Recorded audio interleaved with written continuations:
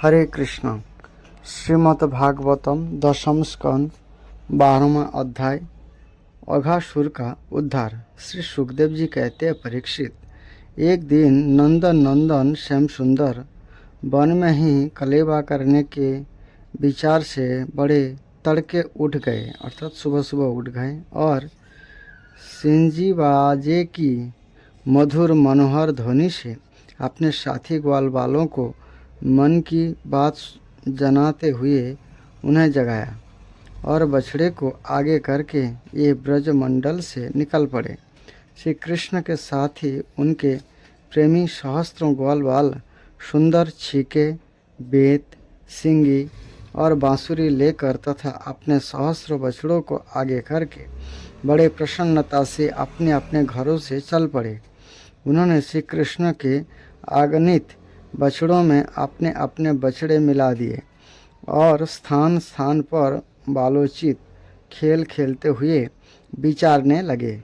यद्यपि सबके सब ग्वाल बाल कांच, घुंघची, मणि और सुवर्ण के गहने पहने हुए थे, फिर भी उन्होंने वृंदावन के लाल, पीले, हरे फलों से, नई नई कपलों से, गुच्छों से, रंग बिरंगे फूलों और मोर पंख से तथा गेरू आदि रंगीन धातुओं से आपने को सजा लिया। कोई किसी का छीका चुरा लेता तो कोई किसी की बेत या बांसुरी। जब उन वस्तुओं के स्वामी को पता चलता तब उन्हें लेने वाला किसी दूसरे के पास दूर फेंक देता, दूसरा तीसरे के और तीसरे और भी दूर चौथे के पास। फिर वे हंसते हुए उन्हें लौटा देते। यदि श्यामसुंदर श्री कृष्ण वन की शोभा देखने के लिए कुछ आगे बढ़ जाते तो पहले मैं छूऊंगा, इस प्रकार आपस में होड़ लगाकर सब के सब उनकी ओर दौड़ पड़ते और उन्हें छू छू कर आनंद मग्न हो जाते। कोई बांसुरी बजा रहे हैं तो कोई सिंगी ही फूंक रहा है, कोई भौरों के साथ गुनगुना रहे हैं तो बहुत से कोयलों के स्वरों में स्वर मिलाकर कुहू कुहू कर रहे हैं। एक और कुछ ग्वाल बाल आकाश में उड़ते हुए पक्षियों की छाया के साथ दौड़ लगा रहे हैं तो दूसरी ओर कुछ हंसों की चाल की नकल करते हुए उनके साथ सुंदर गति से चल रहे हैं। कोई बगुले के पास उसी के समान आंखें मूंद कर बैठ रहे हैं तो कोई मोरों को नाचते देखकर उन्हीं की तरह नाच रहे हैं। कोई बंदरों की पूंछ पकड़कर खींच रहे हैं तो दूसरे उनके साथ इस पेड़ से उस पेड़ पर चढ़ रहे हैं। कोई उनके साथ मुंह बना रहे हैं तो दूसरे उनके साथ एक डाल से दूसरी डाल पर छलांग मार रहे हैं। बहुत से ग्वाल बाल तो नदी के कछार में छपा के खेल रहे हैं और उनमें फुदकते हुए मेढक के साथ स्वयं भी फुदक रहे हैं। कोई पानी में अपनी परछाई देखकर उसकी हंसी कर रहे हैं तो दूसरे अपने शब्दों की प्रतिध्वनि को ही बुरा भला कह रहे हैं। भगवान श्री कृष्ण ज्ञानी संतों के लिए स्वयं ब्रह्मानंद के मूर्तिमान अनुभव है। दास्य भाव से युक्त भक्तों के लिए वे उनके आराध्य देव परम ऐश्वर्यशाली परमेश्वर है और माया मोहित विषयांधों के लिए वे भक्तों एक मनुष्य बालक है। उन्हें भगवान के साथ ये महान पुण्य आत्मा ग्वाल बाल तरह तरह के खेल खेल रहे हैं। बहुत जन्मों तक श्रम और कष्ट उठाकर जिन्होंने अपने इंद्रियों और अंतःकरण को बस में कर लिया है, उन जोगियों के लिए भी भगवान श्री कृष्ण के चरण कमलों की रौज अप्राप्य है। वही भगवान स्वयं जिन ब्रजवासी ग्वाल बालों की आँखों के सामने रहकर सदा खेल खेलते हैं, उनके सौभाग्य की महिमा इससे अधिक क्या कही जाए। परीक्षित, इसी समय अघासुर नाम का महान दैत्य आ धमका। इससे श्री कृष्ण और ग्वाल बाल की सुखमयी क्रीड़ा देखी न देखी ना गई। उससे हृदय में जलन होने लगी। वह इतना भयंकर था कि अमृत पान करके अमर हुए देवता भी इससे अपने जीवन की रक्षा करने के लिए चिंतित रहा करते थे और इस बात की बाट देखते रहते थे कि किसी प्रकार से इसकी मृत्यु का अवसर आ जाए। अगासुर पुतना और बकासुर का छोटा भाई तथा कंस का भेजा हुआ था। और श्री कृष्ण, श्री दामा आदि ग्वाल बालों को देखकर मन ही मन सोचने लगा कि वही मेरे सगे भाई और बहन को मारने वाला है, इसलिए आज मैं इन ग्वाल बालकों के साथ इसे मार डालूंगा। जब ये सब मरकर मेरे उन दोनों भाई बहन के मृत तर्पण की तिलांजलि बन जाएंगे, तब ब्रजवासी अपने आप मेरे जैसे हो जाएंगे। संतान ही प्राणियों के प्राण है। जब प्राण ही ना रहेंगे तब शरीर कैसे रहेंगे। इसके मृत्यु से ब्रजवासी अपने आप मर जाएंगे। ऐसा निश्चय करके वह दुष्ट दैत्य अजगर का रूप धारण कर मार्ग में लेट गया। उसका यह अजगर शरीर 1 योजन लंबे बड़े पर्वत के समान विशाल एवं मोटा था। यह बहुत ही अद्भुत था। इसकी नियत सब बालकों को निगल जाने की थी, इसीलिए उसने गुफा के समान अपना बहुत बड़ा मुंह फाड़ रखा था। उनका नीचे का होंठ पृथ्वी से और ऊपर का होंठ बादलों से लग रहा था। उसके जबड़े कंदराओं के समान थे और दाढ़ें पर्वतों के शिखर सी जान पड़ती थी। मुंह के भीतर घोर अंधकार था। जीभ एक चौड़ी लाल सड़क सी दिखती थी। सांस आंधी के समान थी और आंखें दावानल के समान दहक रही थी। अघासुर का ऐसा रूप देखकर बालकों ने समझा कि वह भी वृंदावन की कोई शोभा है। ये कौतुकवश खेल ही खेल में उत्प्रेक्षा करने लगे कि वह मानो अजगर का खुला हुआ मुंह है। कोई कहता, मित्रों भला बतलाओ तो, यह जो हमारे सामने कोई जीव सा बैठा है वह हमें निगलने के लिए खुले हुए किसी अजगर के मुंह जैसा नहीं है। दूसरों ने कहा, सचमुच सूर्य की किरणें पड़ने से ये जो बादल लाल लाल हो गए हैं वे ऐसे मालूम होते हैं मानो ठीक ठीक इसका ऊपरी होठ ही हो, और इन्हीं बालकों की परछाइयों से जो नीचे की भूमि कुछ लाल लाल दिख रही है वही इसका नीचे का होठ जान पड़ता है। तीसरे ग्वाल बाल ने कहा, हाँ सच तो है, देखो तो सही, क्या ये दाईं और बाईं और की गिरी कंदराएं अजगर के जबड़े की होड़ नहीं करती, और ये ऊंची ऊंची शिखर पंक्तियां तो साफ साफ इसकी दाढ़ें मालूम पड़ती है। चौथा ने कहा, अरे भाई, यह लंबी चौड़ी सड़क तो ठीक अजगर की जीभ सरीखी मालूम पड़ती है, और इन गिरी श्रृंग के बीच का अंधकार तो इसके मुंह के भीतर भाग को भी मात करता है।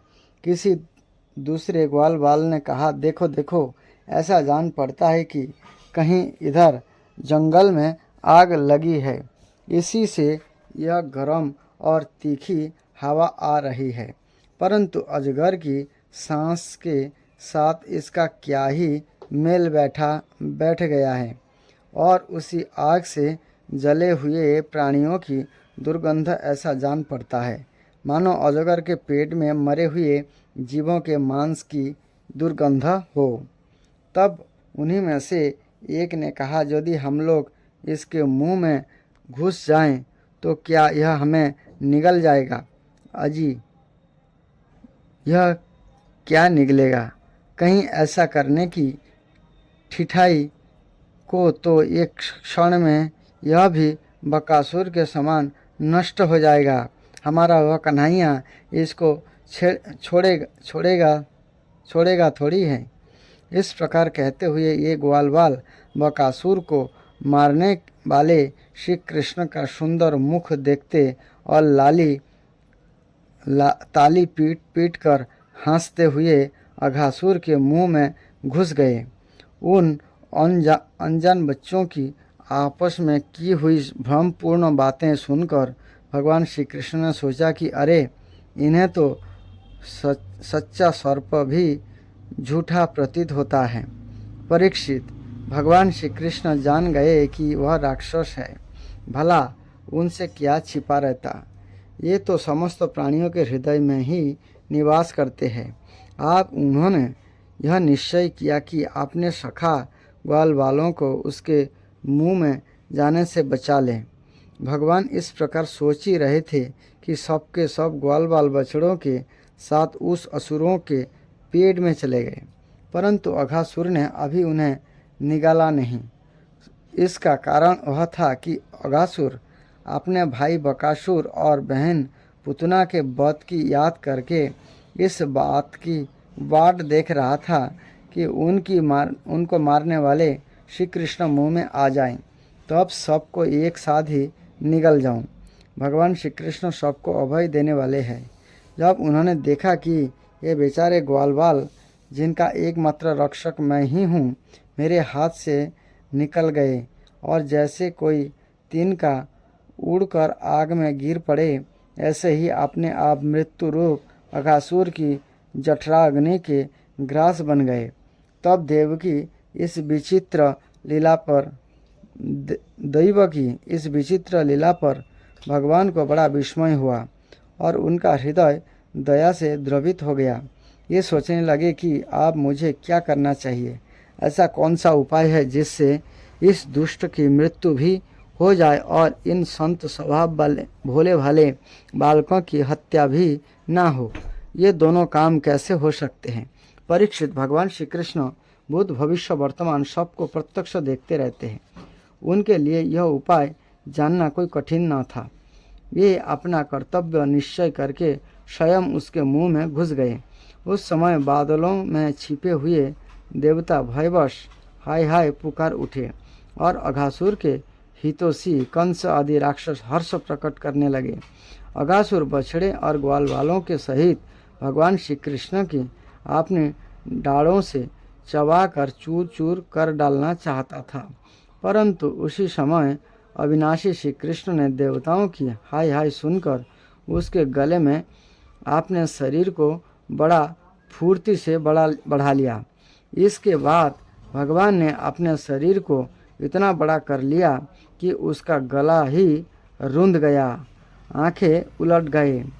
वह व्याकुल होकर बहुत ही छटपटाने लगा, सांस रोककर सारे शरीर में भर गई और अंत में उसके प्राण ब्रह्मरंध्र फोड़कर निकल गए।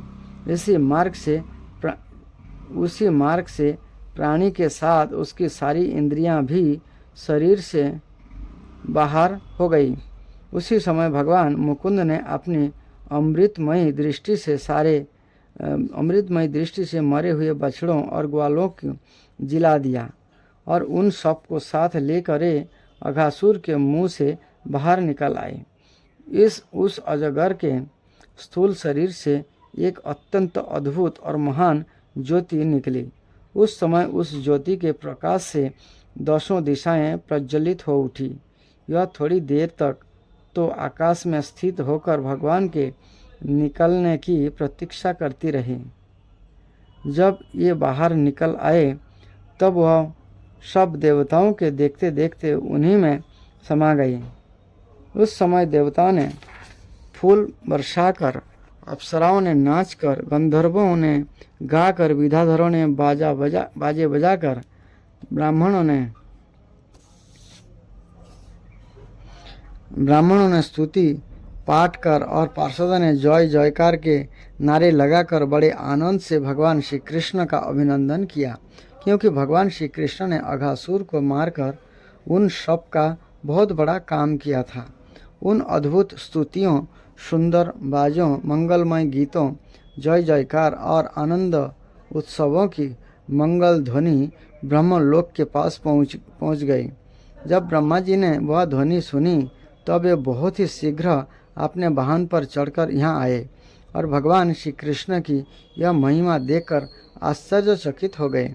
परीक्षित, जब वृंदावन में अजगर का वह चाम सूख गया तब वह ब्रजवासियों के लिए बहुत दिनों तक खेलने की एक अद्भुत गुफा सी बना रहा।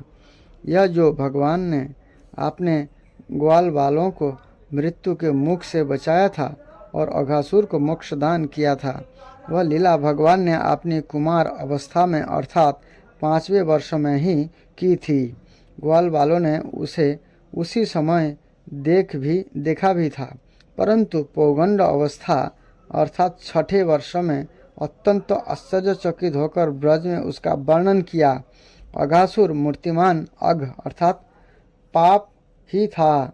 भगवान के स्पर्श मात्र से उसके सारे पाप धुल गए और उसे उस सारूप्य मुक्ति की प्राप्ति हुई जो पापियों को कभी मिल नहीं सकती। परंतु यह कोई आश्चर्य की बात नहीं है, क्योंकि मनुष्य बालक को सी लीला रखने वाले वे ही परम पुरुष परमात्मा है, जो व्यक्त अव्यक्त और कार्य कारण रूप समस्त जगत के एकमात्र विधाता है। भगवान कृष्ण के किसी एक अंग की भाव निर्मित प्रतिमा यदि ध्यान के द्वारा एक बार भी हृदय में बैठा ली जाए तो वह सालोक सामीप्य और आदि गति का दान करती है, जो भगवान के बड़े बड़े भक्तों को मिलती है। भगवान आत्मा नंद के नित्य साक्षात्कार स्वरूप है। माया उनके पास तक नहीं फटक पाती। ये ही स्वयं असुरों के शरीर में प्रवेश कर गए। क्या आप भी उसकी सद्गति के विषय में कोई संदेह है? सूत जी कहते, शौनक आदि ऋषियों, यदुवंश शिरोमणि भगवान श्री कृष्ण ने ही राजा परीक्षित को जीवन दान दिया था। उन्होंने जब अपने रक्षक एवं जीवन सर्वस्व का यह विचित्र चरित्र सुना तब उन्होंने फिर श्री सुखदेव जी महाराज से उन्हीं की पवित्र लीला के संबंध में प्रश्न किया। इसका कारण वह था कि भगवान की अमृतमयी लीला ने परीक्षित के चित्त को अपने बस में कर रखा था। राजा परीक्षित ने पूछा, भगवान, आपने कहा था कि ग्वाल बालों ने भगवान की हुई 5वें वर्ष की लीला ब्रज में 6ठे वर्ष में जाकर कही। आप इस विषय में आप कृपा करके वह बतलाइए कि एक समय की लीला दूसरे समय में वर्तमान कालीन कैसे हो सकती है। महायोगी गुरुदेव, मुझे इस आश्चर्यपूर्ण रहस्य को जानने के लिए बड़ा कौतूहल हो रहा है। आप कृपा करके बतलाइए। अवश्य ही इसमें भगवान श्री कृष्ण की विचित्र घटनाओं को घटित करने वाली माया का कुछ न कुछ काम होगा, क्योंकि और किसी प्रकार ऐसा नहीं हो सकता। गुरुदेव, यद्यपि क्षत्रियोचित धर्म ब्राह्मण सेवा से विमुख होने के कारण मैं अपराधी नाम मात्र का क्षत्रिय हूँ, तथापि हमारा अहोभाग्य है कि हम आपके मुखारविंद से निरंतर झरते हुए परम पवित्र मधुमय कृष्ण लीलामृत का बार बार पान कर रहे हैं। शुद्ध जी कहते हैं, भगवान के परम प्रेमी भक्तों में श्रेष्ठ शौनक जी, जब राजा परीक्षित ने इस प्रकार प्रश्न किया तो तब श्री सुखदेव जी को भगवान की वह लीला स्मरण हुई और उनकी समस्त इंद्रियां तथा अंतकरण विवश होकर भगवान की नित्य लीला में खिंच गई। कुछ समय के बाद धीरे धीरे श्रम और कष्ट से उन्हें ब्रह्मज्ञान हुआ। तब ये परीक्षित से भगवान की लीला का वर्णन करने लगे। अघासुर वध। कृष्ण बुक से प्रभु भगवान श्री कृष्ण का लीला चरित्र बुक से भगवान श्री कृष्ण पुरुषोत्तम। तो अघासुर वध श्रील प्रभुपाद जी के द्वारा। एक दिन प्रातःकाल भगवान कृष्ण ने ग्वाल बालों सहित जंगल को जाने की इच्छा प्रकट की, जहाँ एकत्र होकर सब लोग एक साथ कलेवा कर सके। जो ही ये सोकर जागे तो उन्हें महेश सिंह बजाया और अपने मित्र को बुलाकर एकत्र किया। ये सब बछड़ों को आगे करके एक जुलूस के रूप में जंगल के लिए रवाना हुए। इस प्रकार कृष्ण ने अपने हजारों ग्वाल मित्र एकत्र कर लिए। उनमें से हर एक छड़ी, बांसुरी, सींग तथा कलेऊ का झोला लिए था। कलेऊ मतलब जो सुबह का ब्रेकफास्ट। और उनमें से प्रत्येक हजारों बछड़ों की रखवाली कर रहा था। उस पर्यटन से सभी बालक अत्यंत प्रमुदित प्रतीत हो रहे थे। उनमें से हर एक अपने अपने बछड़ों के प्रति चौकन्ना था। जब ये उन्हें जंगल के विभिन्न भागों में चरा रहे थे, लड़के सभी तरह के स्वर्ण आभूषणों से अलंकृत थे और क्रीड़ा करने के बहाने ये फूल, पत्तियां, डालें, मोरपंख तथा विभिन्न स्थानों से गेरू एकत्र करने लगे और विविध प्रकार से अपने आप को आभूषित करने लगे। जंगल में जाते हुए बालक एक दूसरे का कलेवा चुराकर तीसरे के पास पहुंचवाया। लड़के सभी तरह के स्वर्ण आभूषणों से अलंकृत थे और क्रीड़ा करने के बहाने ये फूल, पत्तियां, डाले, मोरपंख तथा विभिन्न स्थानों से गेरू एकत्र करने लगे और विविध प्रकार से अपने आप को आभूषित करने लगे। जंगल में जाते हुए बालक एक दूसरे का कलेवा चुराकर तीसरे के पास पहुंचा देते और जब यह बालक जिसका कलेऊ चोरी गया होता यह जान जाता तो वापस पाने का प्रयत्न करता, किंतु तब तक वह लड़का दूसरे के पास उसे फेंक देता। बच्चे के बीच इस प्रकार का खिलवाड़ बाल लीलाओं के रूप में चलता रहता है। जब भगवान कृष्ण कोई सुंदर दृश्य देखने के बहाने आगे दूर चले जाते तो उनके पीछे के लड़के दौड़कर उन्हें छूने के लिए प्रयत्नशील होते और इस तरह भारी होड़ लग जाती। एक कहता, मैं कृष्ण को पहले छूऊंगा, तब एक दूसरा कहता, अरे तुम नहीं जा सकते, कृष्ण को पहले मैं छूऊंगा। कुछ अपनी बंसी बजाते और कुछ महेश सिंह द्वारा नाद उत्पन्न करते। उनमें से कुछ प्रसन्नतापूर्वक मोरों का पीछा करने लगे और कुछ कोयल की बोली का अनुकरण करने लगे। कुछ लड़के आकाश में उड़ते पक्षियों की पृथ्वी पर पड़ रही छाया का अनुसरण करते हुए उसके साथ साथ चलने लगे। कुछ बंदरों के पास जाकर उनकी बगल में चुप के बैठ गए और कुछ एक मोर नृत्य का अनुकरण करने लगे। कुछ बंदरों की पूंछ पकड़कर उनके साथ खेलते और जब बंदर वृक्ष पर कूदते तो बच्चे भी उनका अनुकरण करते।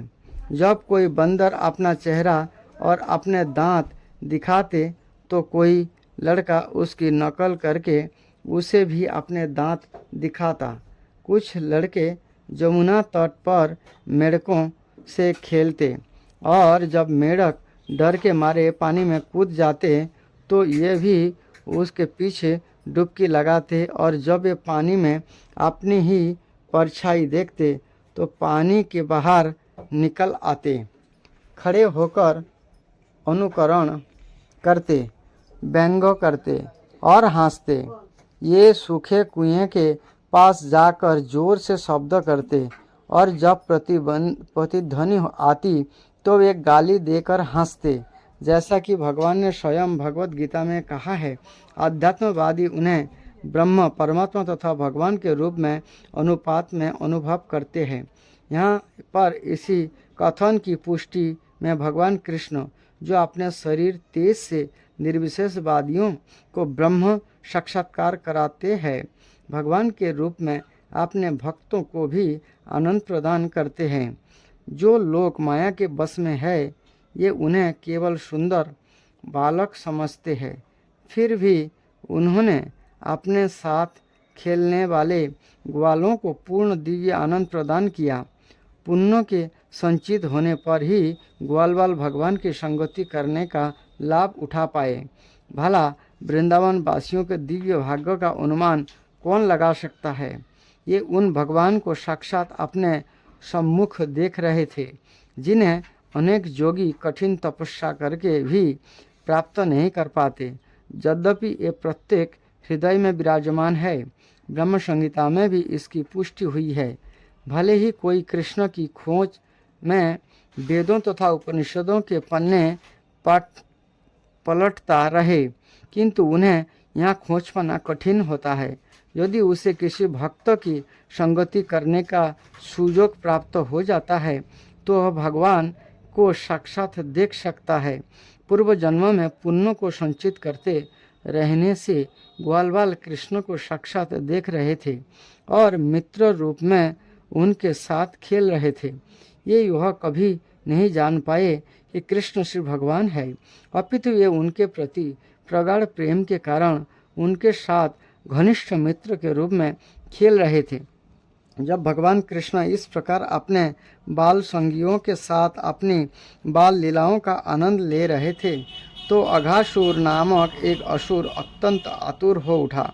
यह कृष्ण को सहर्ष खेलने ना देख सका, अतः उन्हें मार डालने के विचार से इस बालकों के समक्ष प्रकट हुआ। यह अघासुर इतना घातक था कि इससे स्वर्ग के निवासी तक भयभीत रहते थे। यद्यपि स्वर्ग के निवासी नित्य ही दीर्घायु बनने के लिए अमृत पान करते थे, किंतु ये इस अघासुर से डरते रहते थे और आश्चर्य करते रहते कि इस अघासुर का वध कब होगा। यद्यपि स्वर्ग के निवासी अमर बनने के लिए अमृत पान करते, किंतु वास्तविकता तो यह है कि इन्हें अपनी अमरता पर विश्वास न था। दूसरी ओर कृष्ण के साथ खेलने वाले ग्वाल बालों को असुरों का भय न था। ये भय से मुक्त थे। मृत्यु से रक्षा करने के लिए सारे भौतिक प्रबंध अनिश्चित होते हैं, किंतु यदि कोई कृष्ण भावना भावित हो तो उसकी अमरता निश्चय है। यह अघासुर कृष्ण तथा उनके साथियों के समक्ष प्रकट हुआ। यह पुतना तथा बकासुर का छोटा भाई था। उसने विचार किया, इस कृष्ण ने मेरे भाई तथा मेरी बहन का वध किया है, अब मैं इसे इसके साथियों तथा बछड़ों सहित मार डालूंगा। अघासुर कंस द्वारा प्रेरित किया गया था, अतः वह दृढ़ संकल्प होकर आया था। अघासुर सोचने लगा कि जब यह अपने भाई तथा बहन की स्मृति मार देगा तो वृंदावन के समस्त वासी स्वतः मर जाएंगे। सामान्यतया गृहस्थ के जीवन आधार उनके बच्चे ही होते हैं। जब सारे बच्चे मर जाएंगे तो स्वाभाविक है कि उनके प्रेमवश उनके माता पिता भी मर जाएं। इस प्रकार वृंदावन के समस्त वासियों का वध करने का निश्चय करके अघासुर ने महिमा नामक योग सिद्धि के द्वारा अपने शरीर का विस्तार करना प्रारंभ कर दिया। मान्यतया सारे असुर सभी प्रकार की योग शक्तियाँ अर्जित करने में पटु होते हैं। योग पद्धति में महिमा सिद्धि द्वारा मनुष्य इच्छा अनुसार अपना विस्तार कर सकता है। अघासुर ने अपने आप को 8 मील तक फैलाकर एक मोटे सर्प का रूप धारण कर लिया। ऐसा आश्चर्यजनक शरीर प्राप्त करके उसने अपना मुंह पर्वत की गुफा के समान खोल लिया और कृष्ण तथा बलराम समेत समस्त बालकों को तुरंत निगल जाने की इच्छा से रास्ते पर बैठ गया। इस असुर ने भारी मोटे सर्प के रूप में वो अपने होठ पृथ्वी से आकाश तक फैला लिए। इसका निचला होठ पृथ्वी पर था और ऊपरी होठ बादलों को छू रहा था। उसके जबड़े एक विशाल अंतहीन पर्वत की गुफा जैसे लग रहे थे और उसके दांत पर्वत शिखरों की भांति प्रतीत हो रहे थे। उसकी जीभ राजमार्ग जैसी लग रही थी और ये अंधड़ के समान सांस ले रहा था। उसकी आंखें से अग्नि निकल रही थी। पहले तो बालकों ने समझा कि वह कोई मूर्ति है, किंतु भलीभांति देखने परखने पर लगा कि वह कोई भारी सर्प है जो मुंह फैलाकर मार्ग पर लेटा है।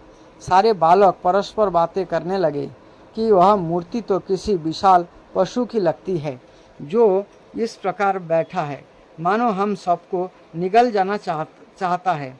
जरा देखो न, कहीं यह बड़ा सा सर्प तो नहीं है जिसने हम सबों को खा जाने के लिए अपना मुंह फैला रखा है। उनमें से एक बोला, हाँ, तुम्हारा कहना ठीक है। वो जानवर का ऊपरी होठ सूर्य प्रकाश जैसा प्रतीत होता है और इसका निचला होठ भूमि पर लाल लाल सूर्य प्रकाश के प्रतिबिंब जैसा लगता है। मित्र, इस जानवर के मुंह की दाईं और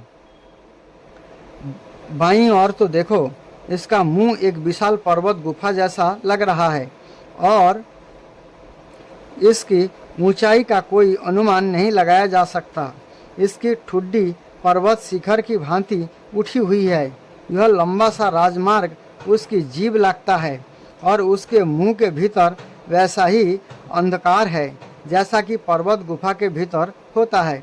यह गर्म हवा जो अंधड़ जैसा बह रही है, इसका श्वास है और इसके मुख से निकलने वाली सड़ी मछली जैसी दुर्गंध उसकी आंते की गंध है। फिर उन सबों ने परस्पर मंत्रणा की, यदि हम सभी इस विशाल सर्प के मुंह में एक साथ प्रवेश कर चले तो भला यह हम सबको कैसे निगल पाएगा, और यदि हम सबको एक साथ निगल भी जाए तो कृष्ण को कैसे निगल पाएगा। कृष्ण इसे तुरंत मार डालेंगे, जैसा कि इन्होंने बकासुर को किया था। इस प्रकार बातें करते हुए उन्होंने कृष्ण के कमल के समान सुंदर मुख को देखा और ताली बजा बजा कर हंसने लगे। इस तरह ये आगे बढ़े और इस भीमकाय सर्प के मुंह में घुस गए। इसी बीच प्रत्येक के हृदय में परमात्मा रूप में वास करने वाले कृष्ण समझ गए कि वह मूर्ति जैसी आकृति कोई असुर है, किंतु ग्वालवाल इसे नहीं जानते थे और अभी कृष्ण योजना बना ही रहे थे कि अपने अंतरंग मित्र को विनाश से कैसे बचाया जाए कि सारे बालक अपने बछड़े समेत सर्प के मुंह के भीतर प्रविष्ट हो गए, किंतु कृष्ण नहीं गए। वह असुर कृष्ण के प्रवेश की प्रतीक्षा कर रहा था और सोच रहा था, मेरे भाई तथा बहन को मारने वाले कृष्ण के अतिरिक्त सभी प्रवेश कर चुके हैं। कृष्ण प्रत्येक व्यक्ति की सुरक्षा के आश्वासन है। किंतु जब उन्होंने देखा कि उनके सारे मित्र उनके हाथ से निकलकर इस विशाल सर्प के उदर में जा चुके हैं, तो ये एक क्षण के लिए शोकाकुल हो उठे। उन्हें आश्चर्य भी हुआ कि माया कितने विचित्र ढंग से कार्य करती है। फिर वे विचार करने लगे कि इस असुर का किस प्रकार वध किया जाए और बालकों को तथा बछड़ों को कैसे बचाया जाए। यद्यपि कृष्ण को इसके लिए चिंतित होने का कोई कारण न था, किंतु ये इस तरह सोच रहे थे। अंत में कुछ सोच विचार के बाद ये भी असुर के मुंह के भीतर प्रविष्ट हो गए।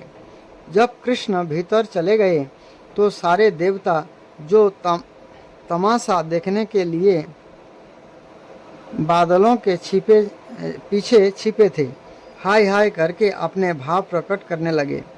उस समय अघासुर के सारे मित्र, विशेषतः कंस, जो मांस तथा रक्त का भोजन करने के आदि थे, यह सोचकर कि कृष्ण असुर के मुंह के भीतर चले गए हैं, प्रसन्नता व्यक्त करने लगे। जब यह असुर कृष्ण तथा उसके साथियों को चकनाचूर करने का प्रयास कर रहा था, उसी समय कृष्ण ने देवताओं को हाय हाय करते सुना। उन्होंने तुरंत ही असुर के गले के भीतर अपने आप को विस्तारित करना प्रारंभ किया। यद्यपि असुर का शरीर विराट था, किंतु कृष्ण के विस्तार के कारण उसका गला रुद्ध होने लगा। उसकी बड़ी बड़ी आंखें तीव्रता से घूमने लगी और तुरंत ही उसका दम घुटने लगा। उसकी प्राणवायु किसी भी छिद्र से बाहर न आ सकी और अंत में उसकी खोपड़ी के ऊपरी भाग के एक छेद से बाहर फूट निकली। इस प्रकार उसके प्राण निकल गए। असुर के मारे जाने पर कृष्ण ने अपनी दिव्य दृष्टि से ही सभी बालकों तथा बछड़ों को सचेत किया और उन सबों के साथ असुर के मुख से ये बाहर आ गए। जब कृष्ण अघासुर के मुंह में था तभी असुर की आत्मा प्रज्वलित प्रकाश की भांति बाहर आ गई, जिससे सभी दिशाएं दीप्त हो उठी और वह आत्मा आकाश में रुकी रही। जो ही कृष्ण ग्वाल बालों तथा बछड़ों सहित उस असुर के मुंह से बाहर निकल आए, वह प्रज्वलित तेज तुरंत ही देवताओं के देखते देखते कृष्ण के शरीर में मिल गया। देवताओं ने अत्यधिक प्रसन्न होकर भगवान श्री कृष्ण पर फूलों की वर्षा की और उनकी पूजा की। स्वर्ग के निवासी प्रसन्नता से नाचने गाने और गंधर्व लोक के वासी विविध प्रकार की स्तुतियाँ करने लगे। वादक हर्ष से नगाड़े बजाने लगे, ब्राह्मण वेदों से स्तुतियाँ सुनाने लगे और भगवान के सारे भक्त जय जय तथा भगवान कृष्ण की जय शब्द का उच्चारण करने लगे। जब ब्रह्मा ने संपूर्ण स्वर्गलोक में प्रतिध्वनित यह शुभ निनाद सुना तो वे तुरंत यह देखने के लिए नीचे उतरे क्या घटना घटी है। उन्होंने देखा कि असुर का वध हो चुका है। ये भगवान श्री कृष्ण की अलौकिक यशस्वी लीलाएं देखकर चकित थे। उस असुर का विशाल मुंह कई दिनों तक खुला रहा और धीरे धीरे सूख गया। वह वहीं पर सभी ग्वाल बालों के खिलवाड़ के लिए रह गया। जब अघासुर का वध हुआ तो कृष्ण तथा उनके सारे संगी 5 वर्ष के कम आयु के थे। 5 वर्ष से कम आयु के बालक कुमार कहलाते हैं। 5 से 10 वर्ष के बालक पौगंड तथा 10 से 15 वर्ष की आयु वाले बालक को किशोर कहलाते हैं। 15 वर्ष के बाद बालक तरुण या युवक कहलाते हैं। 1 वर्ष तक ब्रज ग्राम में अघासुर की घटना पर कोई चर्चा नहीं चली, किंतु जब ये सब 6 वर्ष के हो गए तो उन्होंने इस घटना का उल्लेख आश्चर्य सहित अपने माता पिता से किया। भगवान श्री कृष्ण जो ब्रह्मा जैसे देवताओं से भी महान है, उनके लिए किसी को अपने नित्य शरीर के साथ तदाकार होने का अवसर प्रदान करना सहज है। उन्होंने अघासुर को ऐसा अवसर प्रदान किया। अघासुर निश्चय ही सबसे बड़ा पापी जीव था और पापी के लिए परम सत्य से तदाकार होना संभव नहीं है, किंतु इस विशिष्ट घटना में चूँकि कृष्ण अघासुर के शरीर के भीतर प्रविष्ट हुए थे, अतः वह असुर अपने समस्त पाप कृत्य से मुक्त हो गया। जो व्यक्ति विग्रह रूप में भगवान का या मानसिक रूप में शाश्वत स्वरूप का निरंतर चिंतन करते हैं, उन्हें ईश्वर का साम्राज्य रूपी दिव्य गंतव्य प्राप्त करने तथा भगवान के साहचर्य का अवसर प्राप्त होता है। अतः हम अघासुर जैसे किसी व्यक्ति के उच्च पद की कल्पना कर सकते हैं, जिसके शरीर में भगवान कृष्ण ने स्वयं प्रवेश किया था। ऋषि, ध्यानकर्ता तथा भक्तगण निरंतर भगवान के रूप को अपने हृदय में धारण करते हैं, जब मंदिरों में भगवान के विग्रह स्वरूप का दर्शन करते हैं। इस प्रकार ये समस्त भौतिक कल्मश से मुक्त हो जाते हैं और शरीर का विनाश होने पर ईश्वर के धाम में प्रवेश करते हैं।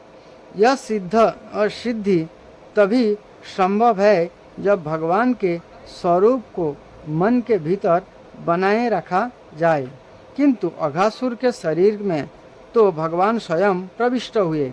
अतः अघासुर का पद किसी सामान्य भक्त या बड़े योगी के पद से श्रेष्ठतर है। भगवान कृष्ण की दिव्य लीलाओं के श्रवण में लीन महाराज परीक्षित, जिनकी रक्षा कृष्ण ने उनकी माता के गर्भ में स्थित रहते समय की, उनके विषय में सुनने के लिए और भी उन्मुख हो गए। अतः उन्होंने उन सुखदेव गोस्वामी से प्रश्न किया जो उन्हें श्रीमद् भागवत सुना रहे थे। राजा परीक्षित को यह जानकर कुछ विस्मय हुआ कि अघासुर वध की चर्चा 1 वर्ष तक नहीं चली, जब तक कि सारे बालक पौगंड अवस्था को प्राप्त नहीं हो गए। महाराज परीक्षित इस घटना को जानने के लिए और भी उत्सुक हुए, क्योंकि उन्हें विश्वास था कि इसका संबंध कृष्ण की विविध शक्तियों की कार्य प्रणाली से था। सामान्य रूप से क्षत्रिय अथवा शासक वर्ग सदैव अपने राजनीतिक मामलों में व्यस्त रहते हैं। उन्हें भगवान कृष्ण की दिव्य लीलाओं के श्रवण करने का बहुत कम अवसर प्राप्त हो पाता है, किंतु जब परीक्षित महाराज इन दिव्य लीलाओं का श्रवण कर रहे हैं तो उन्होंने इसे अपना परम सौभाग्य समझा, क्योंकि ये न केवल कृष्ण की लीलाओं को सुन रहे थे, अपितु ये इन्हें परम पंडित सुखदेव गोस्वामी से सुन रहे थे, जो श्रीमद् भागवतम के महान अधिकारी थे। इस प्रकार महाराज परीक्षित द्वारा पूछे जाने पर सुखदेव गोस्वामी ने श्री कृष्ण के रूप, गुण, जस तथा साच समान संबंधित दिव्य लीलाओं का वर्णन जारी रखा। इस प्रकार लीला पुरुषोत्तम भगवान श्री कृष्ण के अंतर्गत अघासुर वध नामक 12वें अध्याय का भक्ति वेदांत तात्पर्य पूर्ण हुआ। हरे कृष्ण कृष्ण कृष्ण हरे हरे, हरे राम राम राम हरे हरे।